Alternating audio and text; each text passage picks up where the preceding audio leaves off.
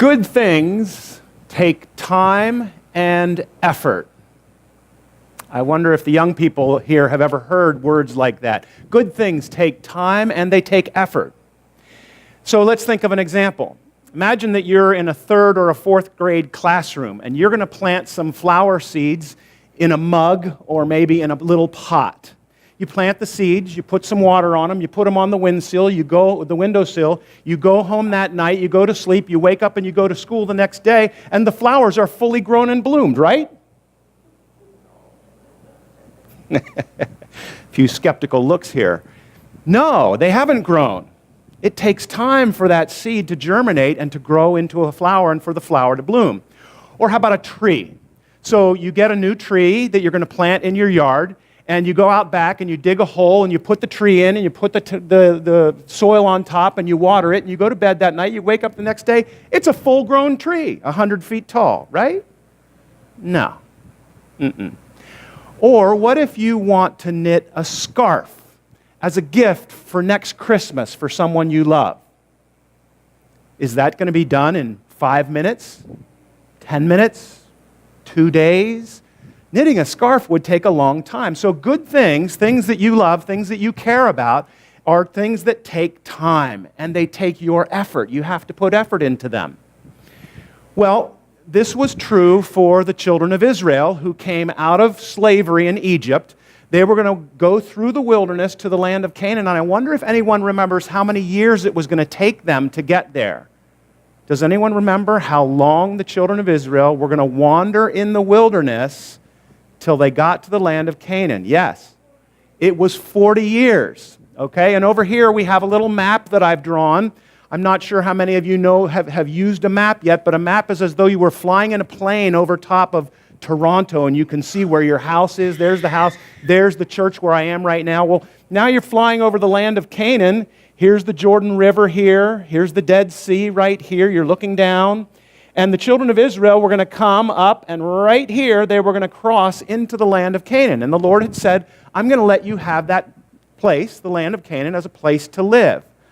But he said, when you get there, there are going to be people in that land who aren't going to like you.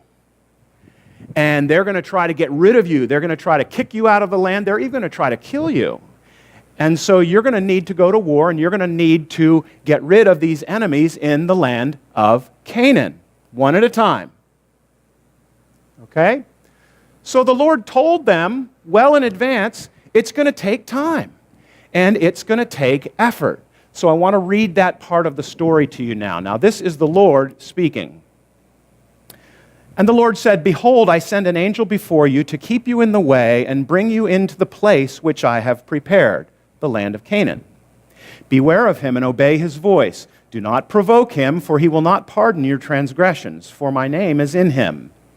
But if you indeed obey his voice and do all that I speak, then I will be an enemy to your enemies, and I will be an adversary to your adversaries.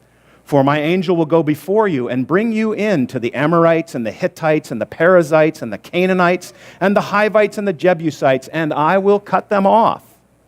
You shall not bow down to their gods, nor serve them, nor do according to their works, but you shall utterly overthrow them and completely break down their sacred pillars. So you shall serve the Lord your God, and he will bless your bread and your water, and I will take away sickness from the midst of you.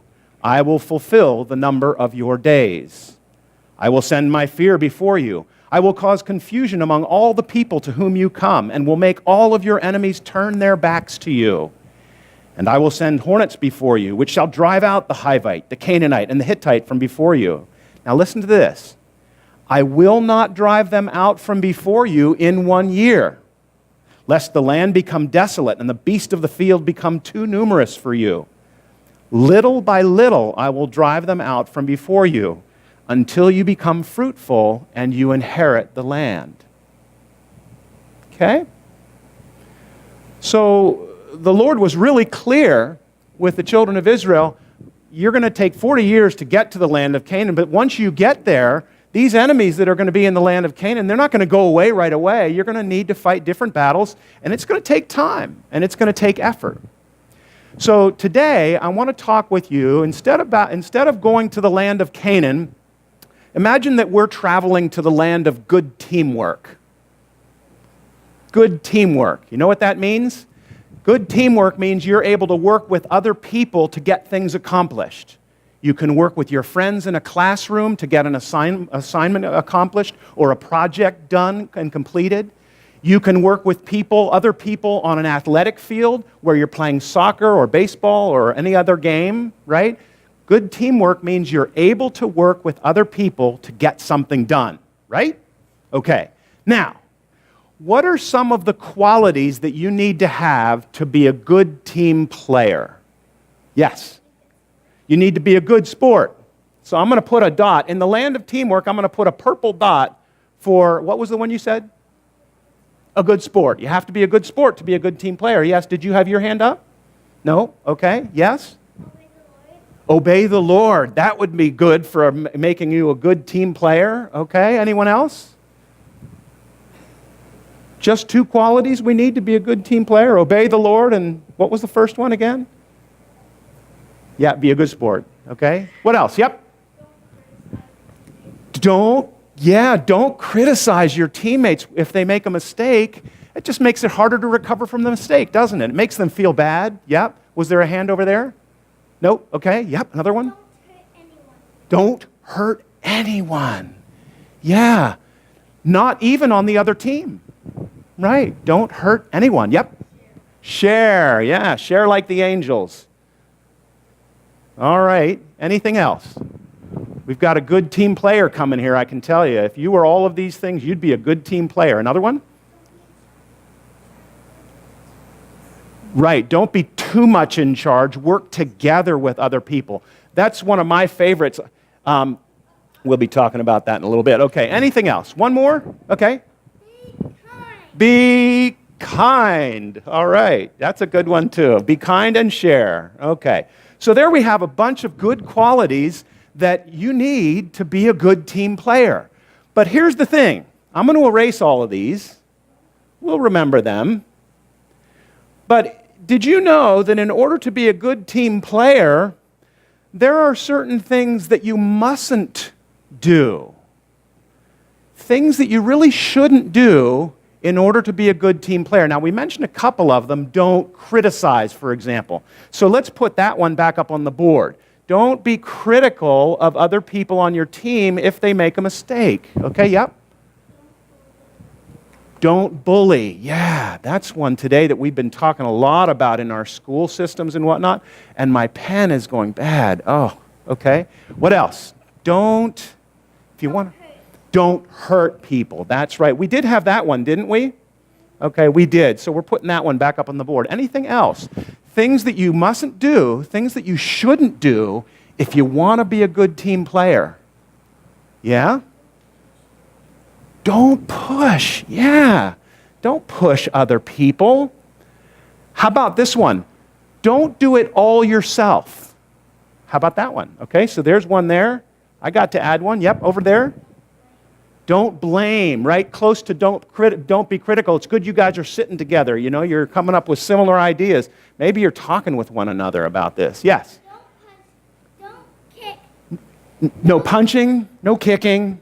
No pinching. And definitely no pinching. Of course, yes. Don't punch, don't kick, and above all, don't pinch. Absolutely. Okay. So, folks, look, we have a good list of things that you mustn't do in order to become a good team player. Now, here's the whole point of today's lesson.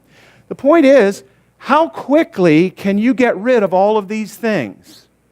If you have a habit of pinching everyone on the other team or on your own team, is that going to be easy to stop? It takes time, doesn't it? We're talking about things that take time and effort. And each one of these things that we talked about, those things don't just go away all at once. You got to work on them. You got to ask the Lord for help. You've got to remember, oh yeah, I'm not supposed to pinch. Don't forget, right? It takes time and it takes effort.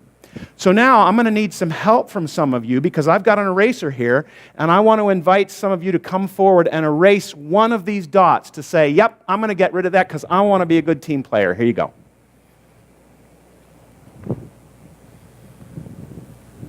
I don't remember which one is which, but Here we go.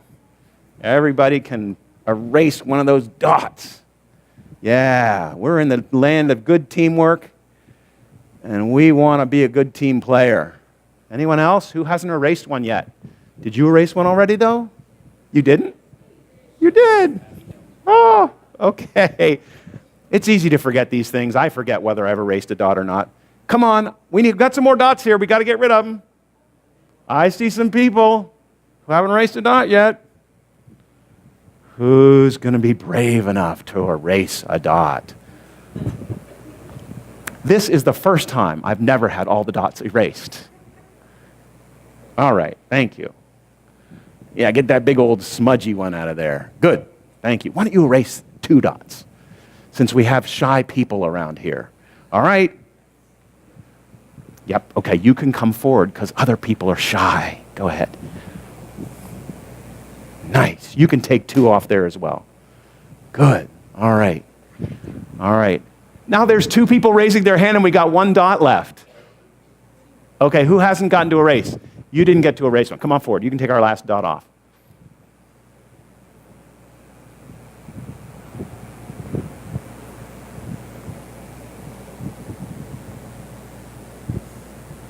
Great. I love it.